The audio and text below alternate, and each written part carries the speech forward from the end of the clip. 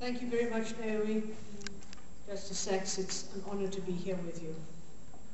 I too have abused my privilege and asked him to sign my copy of the book. The information about the award appeared in the LIASA in Touch newsletter in June, but I still wanted to give some of you a little bit more background about the award. Not all of you were at IFLA in Durban in 2007. At the opening of the 2007 IFLA WIC in Durban, Justice Sachs gave an address that everybody has remembered. And he described his detention as a young advocate under the 90-day law, which many of you hopefully don't remember, by the security police in Cape Town in October 1963. He told the audience that in detention, the only book he was allowed, alone in a concrete cube of a cell, was the Bible. So he rationed himself, reading only so many pages a day. And then, sometime later, miraculously, by order of the Supreme Court, he was allowed reading material. The arrangement was that he wrote on a piece of paper the books he wanted to read, and this piece of paper was taken, presumably by a policeman, to the nearby branch of Cape Town City Libraries. And so at the 2007 IFLA conference, Justice Sachs dedicated his IFLA address that day, and I quote, "to the unknown librarian, probably she, who provided me with these marvelous books. She never knew she was doing it, but she was saving me. Without those books, I would not have survived my detention. My spirit and soul would have been destroyed." So it was a librarian, quite unwittingly, like so many librarians in so many parts of the world, simply doing his or her job by providing a resource, a bit of illumination, and access to a world that otherwise might never exist. It is something very wonderful, something very precious, something magical that your profession does. And I'm very pleased to be able to tell you that our historian librarian, Archie Dick, at the University of Pretoria, whose specialization is the history of libraries, particularly during the struggle down in the Cape, has managed to identify that unknown librarian. It was, in fact, a he. It is the late Mr. J.P. Nolan, so very sadly we can't actually have him here today.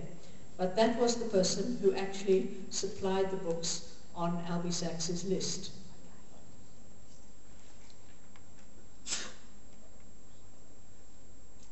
Every year, we have a prestigious Librarian of the Year award, and the citations are very impressive.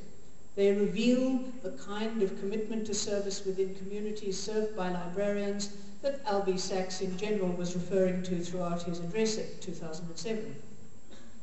But what he and the Constitutional Court, which he served until his retirement last year, stands for, that is vital in our profession in South Africa, is the constitutional right of freedom of expression and freedom of access to information, and the defense of that right. Librarians in many parts of the world are challenged in this area, and interestingly enough, both the US and France are recent examples of such challenges. In South Africa, we feel ourselves most challenged by a lack of library resources and services in our communities. But I have to ask you, where do we stand on freedom of expression? Where do we stand on freedom of access to information that we've just been discussing this morning? Where do we stand on the revival of aspects of censorship, on defending the right of librarians to purchase and readers to read material that represents every aspect of thought and conviction in our most diverse society? Where do we as a profession stand on xenophobia? Where do we as a profession stand in communities or municipalities or educational institutions which hold strong partisan views, supporting one culture or one political point of view or one lifestyle or one kind of service or resource against some others? These are questions we need to ask ourselves. So having thought about this in the context of the award, a couple of years ago I proposed that an award should be established in LIASA for a member of LIASA who has in some way furthered the cause of freedom of access to information which should be called the Justice Albie Sachs Freedom Award. Any of you who have read his books knows how appropriate that might be. I really wanted to find a way of making the impact of the IFLA 2007 keynote address more lasting in LIASA. But it's more personal than that. I was one of the fortunate recipients of the special 10th anniversary awards from LIASA in 2007. It was a very humbling special award, and I wanted to give something back to LIASA.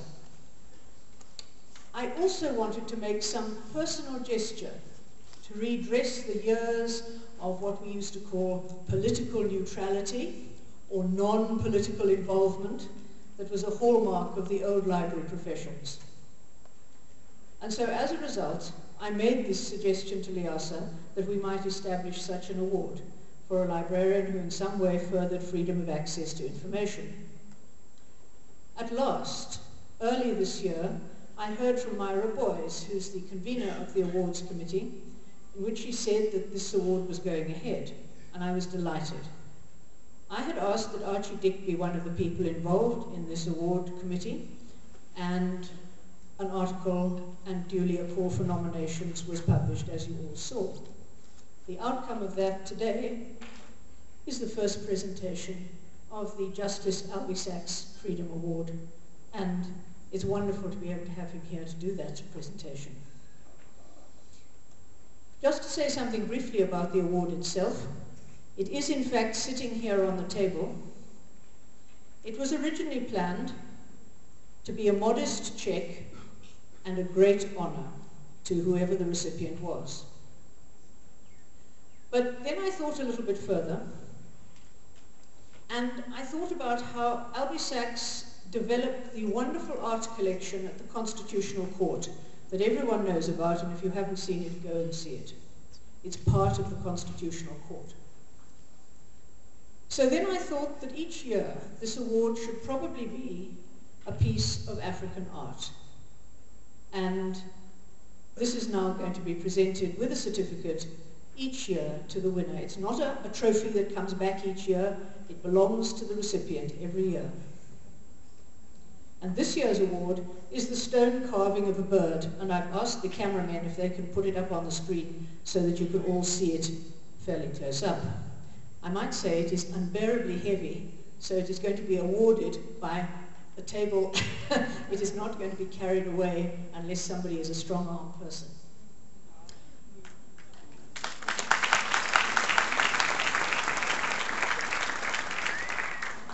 After I had actually acquired this bird, and I feel rather possessive about it, I have to be honest, so I photographed it from all angles.